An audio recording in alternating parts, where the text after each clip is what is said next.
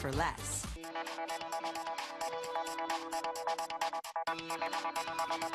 Good evening, I'm political editor Dennis Welch, and this is Politics Unplugged. And joining me tonight is the Democratic gubernatorial candidate, David Garcia. Now, thank you very much for being here. And I just want to start off by jumping into the hot issue right now, and that is amongst Democrats is the call to abolish ICE. It is a movement that has really divided the party. One of your opponents, Kelly Fryer, she has said, let's abolish it. Another one of your opponents, Steve Farley, says, let's reform it, let's change it, but let's keep it. There's been some confusion about what you have said. Exactly what have you said about abolishing ICE? Well, Dennis, let's start with what's going on here. This is a distraction. It's a distraction on behalf of Ducey to get us away from the fact that he has failed our public schools, that only 26% of Arizonans want to see him reelected, that I am beating him in the polls, and the truth is he does not want to face me in the general election. So what's going on? They're turning to the same fear-based tactics that we have seen over and over again in Arizona and across the country. And I got to tell you, as an Army vet, as somebody who joined the military when I was 17, I was an infantryman. I have proudly served our country. I have proudly defended our borders. I find it offensive. So Ducey has never served, and I find it offensive that we are portraying somebody who has as somebody who isn't going to go out there and fight hard for families. Sure, but ICE, Immigration Customs Enforcement, they enforce the immigration laws in the country, not so much at the border. That's Border Patrol. Now, have you called for the abolition of ICE? Have you said, let's abolish ICE? What have you said about this? Let's start with the context here. We have kids in cages not far from this studio right now. We have families that are still separated from each other. We are in a period right now of historic atrocities. And in this conversation, what we have are two false choices. One, to get rid of ICE entirely with no idea of what to come next, and second, to continue the cruelty of Trump and Ducey, where these atrocities are happening on their watch. We are carving another path, and that path is to replace ICE with an immigration system that matches our American values, the values that I serve to protect. And those values are security, lawful entry for those who are ready to contribute to the United States, and to be a place of refuge for those most in need. So you want to replace ICE. So what's the difference between abolishing ICE and replacing ICE? If you think about this, ICE is a relatively new agency. ICE replaced INS. And given the fact that we have immoral policies going on and historic atrocities, it's time to replace ICE with an immigration system that works, that is meeting our values. We are a nation of immigrants. We have always been, and that includes, again, security, lawful entry, and making sure we are place of refuge. How would you characterize the Abolish ICE movement? And is it foolish? Is it misdirected? How would you characterize it? I would say that it's a hashtag at this point because it's abolish ICE period with no productive discussion to follow. What we need is a discussion and an idea that is going to create an immigration system that works. Why? Because we have a circumstance where we do have families that are separated, we do have kids in cages, and we need a system of immigration that is going to function well. Okay, and last question on this issue is, but that's, some of the groups that have supported you, I'm looking at Lucha, and they have called for the abolition of ICE. They use the hashtag, abolish ICE. Do you think that's wrong? Would you denounce that? Would you ask them to stop using that? No. What I believe that Lucha and I are on the same page, and in this respect, we need an immigration system that works. And we've got to get away from the immoral cruelty and policies of Trump and Ducey. We're on the same page there. Okay, let's move on now. Sticking with immigration, the governor has sent national border troops down to the border. If you were elected governor, what would you do? Would you call them back, or would you add more troops? What's the plan? The plan is not to continue to militarize our border. I would not use state resources to continue these cruel policies. As an Army veteran myself, it is a misuse of public resources to have our troops at the border right now, because the reality is we've got other issues we need to look into. And so I would not use public resources to continue these policies, and we would pull our troops back and put them to work in what they're supposed to be doing. Now, you've brought up the idea of the separation of families down at the border. You're not obviously not supportive of that. How would you, if elected governor, use your office then to stand up to the White House policies? I would do just that. I would stand up to the White House policies. Our governor is silent on this. In Arizona right now, as I mentioned, we have kids that are in cages near this studio. We have families who are separated, and we have a governor who is silent. And if you're silent, you're complicit, in my opinion. And what I want to make it clear is not in Arizona do we pursue immigration policies that are inhumane, that are cruel, and continue to split families. Now, let me ask you, we're getting ready to start casting votes in these primaries. For Democrat voters out there, why should they elect you? You've never, served in office, at least at the state capitol. Why should they pick you over, say, a Steve Farley, who has been at the legislature for long, who knows how the system works down there? What's the difference between you and your opponent? Dennis, we're on a political show. If Democrats are having a discussion about experience and management come November, we're losing. We have bigger issues here. Number one, there is no Democrat that is going to be more committed, no governor to public education than me, first and foremost. And second, on the issue that is impactful in Arizona, on immigration, we got to make it clear that we need a system that works. So for us, I believe as Democrats, it's clear why they're running these ads. They're running these ads because they do not want, Ducey doesn't want to face us in November. Sure, but for voters watching this right now, why are you the best candidate for the job over a Steve Farley? First and foremost, we got to win. Democrats have to win first and foremost, and we are the campaign that can win. That has come up over and over and over again. The big issues are education. It is my strength. It is Ducey's weakness. Second big issue out there is immigration. You know strongly where I am on that. And third, we have a governor who is going to stand up and call himself a security governor who has never worn the uniform. And for those reasons, I believe we're going to generate turnout. Dennis, ultimately, this is an exercise in turnout. We've got to get our folks excited and to the polls. Our campaign is doing that today already with 5,000 people that are connected to our campaign. And when we bring that energy in and put up a vision of Arizona that is positive, put up a vision of Arizona that is fighting for working families and not for the most powerful in Arizona, then we get a chance to win and change the state. Let's move on to the other topic. You mentioned education. Now, the governor is passed this plan with the promise of a 20% raise. It looks like the schools are getting at least half of that this year, so he's coming through on that end. What more could the governor have done?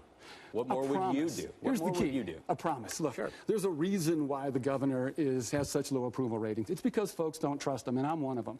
After 1, 2, 3, he promised that the next step for education was going to be positive.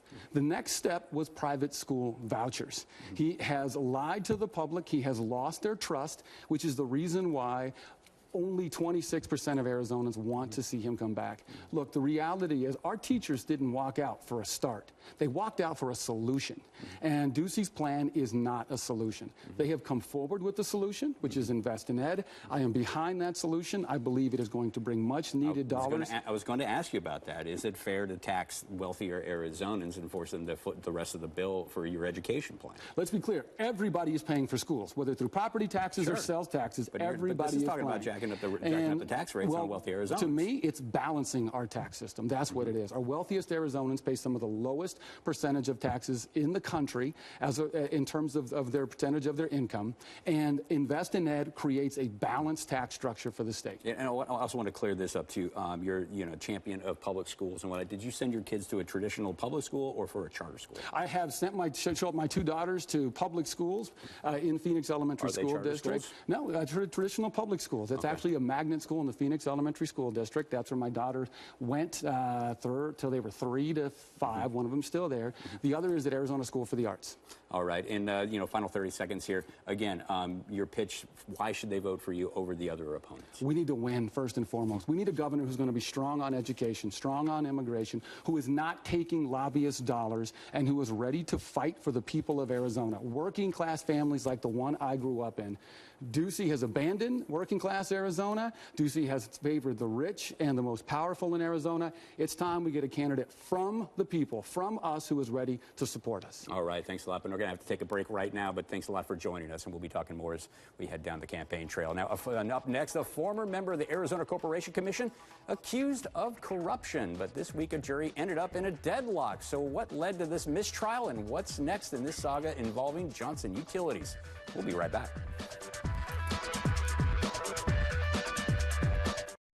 monsoon storm strike. Stay safe with Arizona's family. On air, on social, on your phone with the Arizona's Family News app.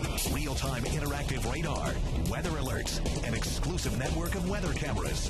Backed by the power of the state's largest team of meteorologists, working 24/7 to track storms headed your way. You're prepared because we're prepared. Monsoon 2018 from Arizona's Family on 3TV and CBS 5. Since 1941, Dickey's Barbecue Pit has been smoking the very best quality meats for 14 hours every day. It's how Mr. Dickey did it, and it's how we still do it in every Dickey's restaurant across America. Come in and see us or visit Dickeys.com.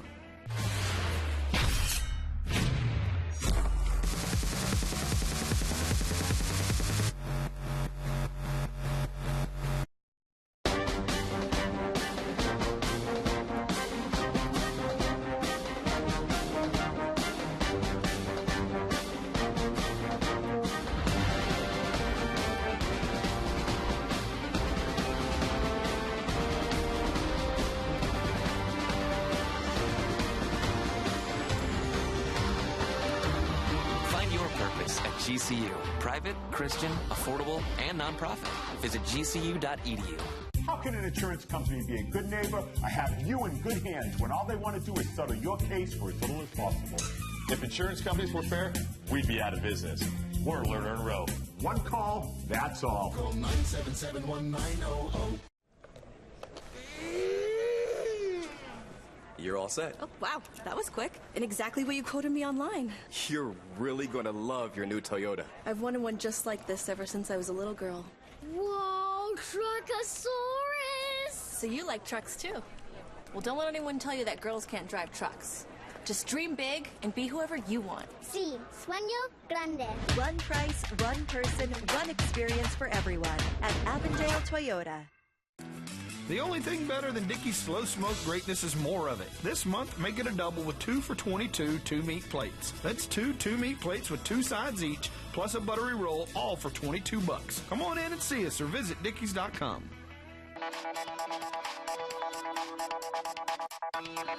And welcome back to Politics Unplugged. And with us today is Katie Campbell. She is a reporter with the Arizona Capital Times. And this week we saw the jury deadlocked, in a corruption trial involving a former Arizona Corporation Commissioner and the head of Johnson Utilities. Now, first of all, I want to just, have you explain just briefly what was at stake. What were the charges in this case? Well, the alleged scheme was that there was a conspiracy for Gary Pierce to accept money from George Johnson through his wife, Sherry Pierce, and all of this facilitated by Johnson's longtime lobbyist, Jim Norton. And specifically, too, now, one of the allegations was that they had funneled $31,000 in payments.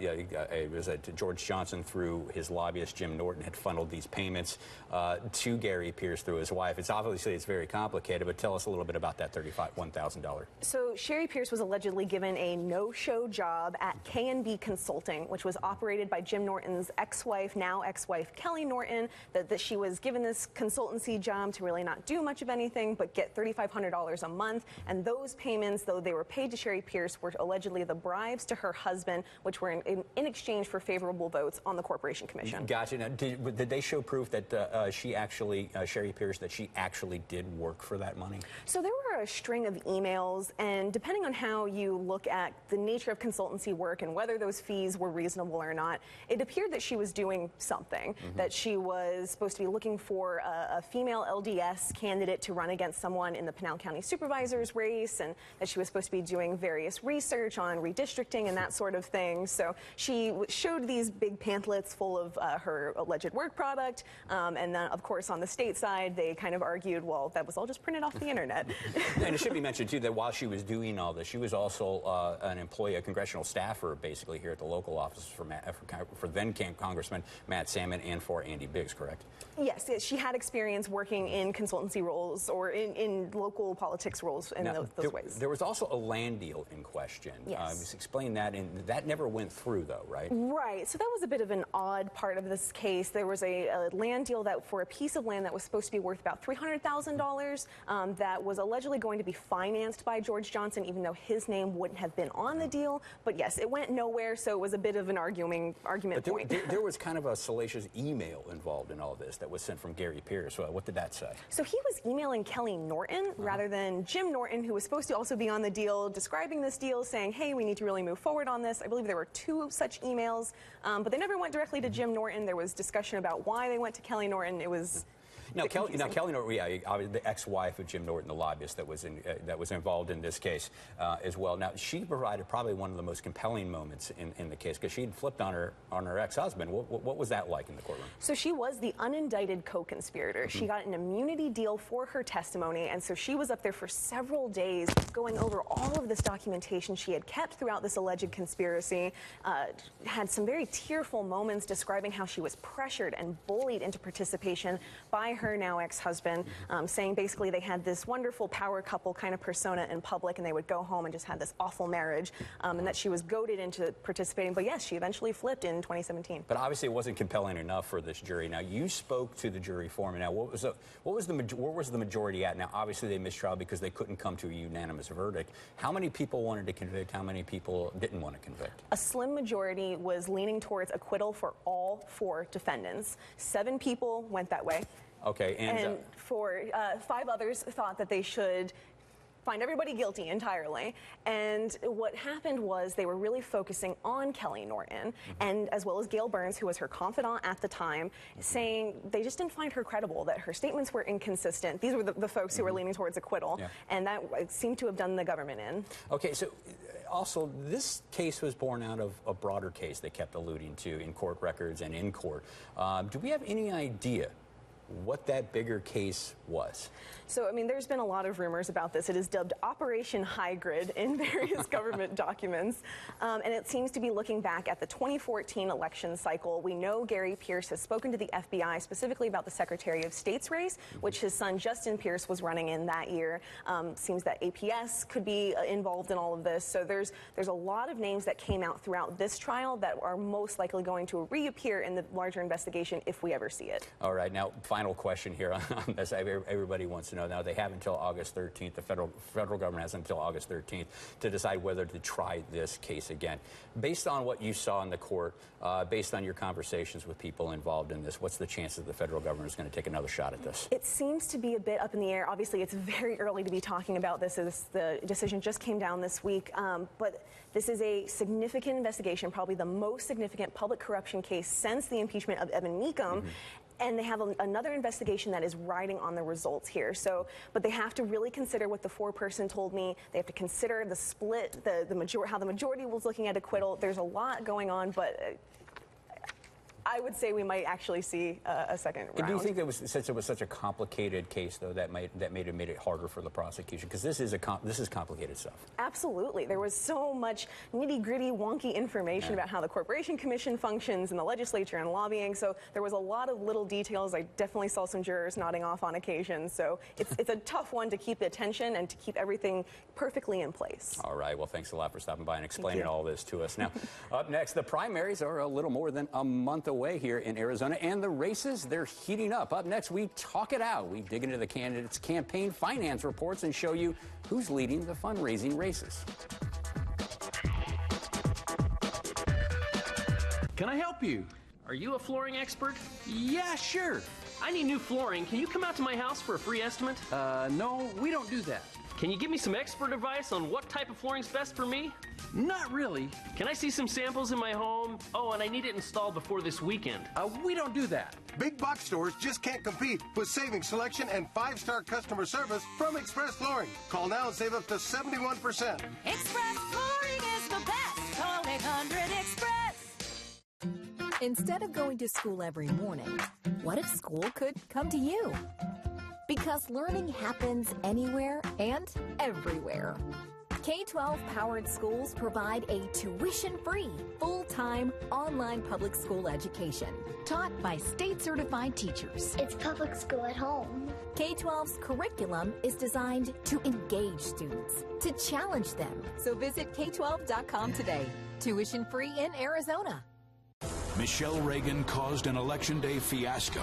Arizona's voting disaster is reaching new heights. 5-hour lines to vote. She's been missing in action since Tuesday's fiasco. Reagan put our elections at risk and was found incompetent by the Attorney General.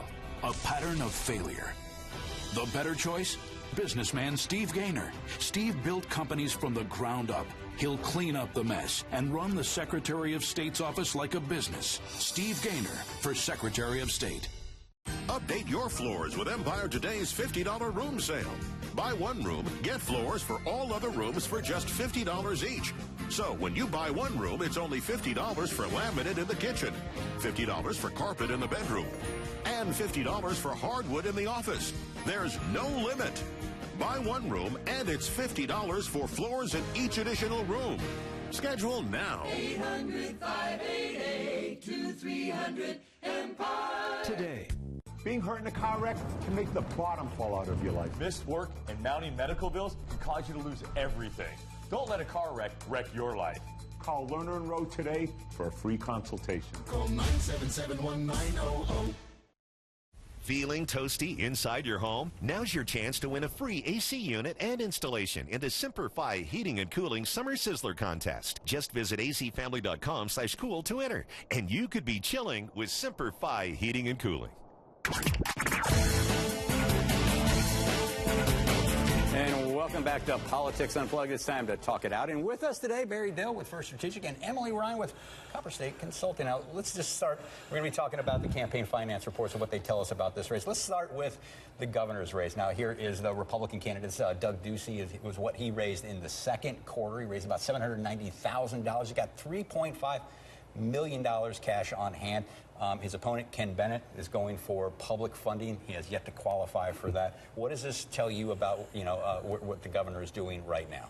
Well, I think the governor right now is getting ready to spend a lot of money, and I think he's saving it for the general. Ken Bennett, things aren't going well for him, and why waste $1 on primary spending? He's saving that up to clobber his opponent in the general. Yeah, and he's going to need this kind of money. And did you notice anything interesting going through the campaign finance reports yourself? No. It's a pretty typical incumbent, I think, contributor list. So no, I didn't see anything unusual at all. The problem, Ken Bennett's, we start early voting here in a couple of weeks. I don't know when he's ever going to qualify for any of his money. Now, our colleague here at the station, now he did a story the other night on what Governor Ducey did during the Red for Ed moments, and it turns out, during the heat of all this, he spent one day when he was meeting with Mike Pence, and he raised $22,000 during the heat of that teacher protest. Does the optics on that kind of look bad when he says that he was so focused on this, and then he goes out and raises $22,000 one day? I don't think so. And if I had that kind of relationship with the vice president, I think I would recommend we do it as well. And another interesting contribution that I noticed too during the governor's, looking through the governor's reports, raised about $22,000 again from the Betsy DeVos family. She is the head of the U.S. Education Department, and she is someone who supports using public money for private schools. Is this something that you can make some hay out of if you're a Democrat? I mean, they can certainly try. I think what it really shows you is the fact that the governor was able to raise this kind of money during the biggest controversy of his term. Tells you that his support didn't waver all that much, even with 75,000 protesters at the Capitol. Okay, let's move on down to the Democratic candidates for this office. We just saw that David Garcia was here, but he's not leading in fundraising. He's just over $300,000 he raised in the second quarter. He's got a little over $200,000 cash on hand. Actually, Steve Farley is leading that race, and Kelly Fryer, she's also a candidate on the ballot, but she's the money part of the race. The money part of the race. So, I mean, what does this say about David Garcia? Everybody has kind of suspected that he was the odds-on favorite, but he has been consistently lagging behind Steve Farley. Right now, the favorite is undecided in that particular race. I think it's still at 52% or something like that in the latest polls. And I think Dr. Garcia's campaign is blowing through money a lot faster. Farley is marshaling his money to come on strong at the end, and it just remains to be seen whether or not that's going to happen or not. Yeah, and what's your take from that? I mean, why is he's I wouldn't say struggling to raise money or anything, but why is David Garcia consistently falling behind Steve Farley in the fundraising chase? I think to Barry's point, he's spending more money than Steve Farley is. He's been spending more money to beat Steve Farley in this election so that he can face off with Ducey. And then it's been being in politics in this state for a long time. the base, Dr. Garcia's base is not your typical fundraising base. It's more your grassroots worker, you know. So he's not going to raise as much money. Okay, let's move on down to the second race. It's the second highest office here in the state, is the Secretary of State's race. And you look at the primary numbers, and you see that Steve Gaynor has spent a whole lot of money in this race. He has far outpaced her in terms of fundraising. Most of this is from a personal loan. Is Michelle Reagan, is she in trouble here in the primary? I believe she's in deep trouble. Yes. His ads are pretty devastating, and it kind of brings back a bad memory for a lot of people. And I think she may be in real trouble of losing her primary. And for a long time, Michelle's been a force in Arizona politics for a very long time. She's got the solid name of Reagan as a Republican, and she's a woman running for Secretary of State, and those should all fall to her favor. But I agree with Barry. His ads are pretty devastating, and he's committed a lot of personal dollars to make sure he can run them. My concern is, I'm always suspicious of someone who's willing to spend $1 million of their own dollars for an office. For a $95,000 a year job. Speaking of that, now, I do want to move on to one kind of key state primary race. We're talking about Don Shooter. He was kicked out of office earlier this year following a sexual harassment investigation. Now, you look through his campaign finance reports. He says there was a groundswell of people in Yuma who want him to run. But you look at his campaign finance reports, it looks like he barely raised $2,000 from 3 contributors, 2 of which were not named Don Shooter. And he also loaned his wife loaned his campaign $30,000 for a $24,000 a year job. But however, there are numerous people in this race for Senate in this primary. Can Don Shooter win? He certainly could win. And I just have to say, on a side note, doesn't it sound expensive to be Mrs. Shooter right now? It just sounds... I was going to ask you, now, did that come from the Biltmore account, the Biltmore branch, or from the Yuma branch? He certainly could win, and this is why, Dennis. There are so many people in that primary, and Don Shooter's got a great name and a recognizable name. I think the moral of the story to voters is look at more than the name. Get to know these candidates, find out what they're about. I totally agree with Emily. I think he's got a real good chance of winning his primary and possibly even going back to the legislature. And how would that shake up the general election? Because you have a man who is, first person to be kicked out of the legislature in decades. He would definitely be targeted by the Democrats for defeat, and Democrats have a good candidate in LD 13. So,